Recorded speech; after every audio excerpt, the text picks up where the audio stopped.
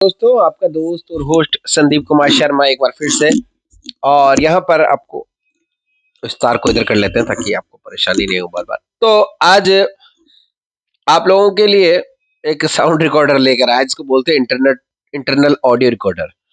कैसा है और किस तरह से वर्क करता है हमारे सैमसंग फोन में, चलिए इसको थोड़ा आपको रिव्यू करेंगे। सबसे पहले इंटरनल ऑडियो रिकॉर्डर पर क्लिक कर देंगे हम।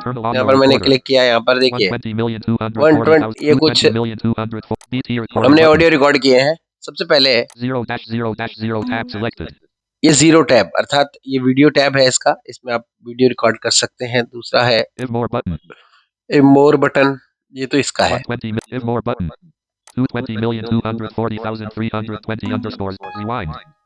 ये है हम इसी स्क्रीन रिकॉर्डर से रिकॉर्ड कर रहे हैं जो मैं बता रहा था आपको ऑडियो। देखिए यहाँ पर बटन दिए गए ना, जो कैंसिल रिकॉर्डिंग या फिर रिकॉर्ड या सारे बटन आपको मिल जाएंगे। तो चलिए अब रिकॉर्ड करते हैं इससे वो यूट्यूब का ऑडियो।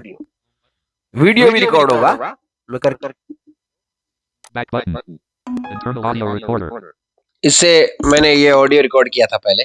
तो अब देखते हैं कैसे काम करता है। इसकी सेटिंग्स कुछ है वो आपको दिखा देते हैं।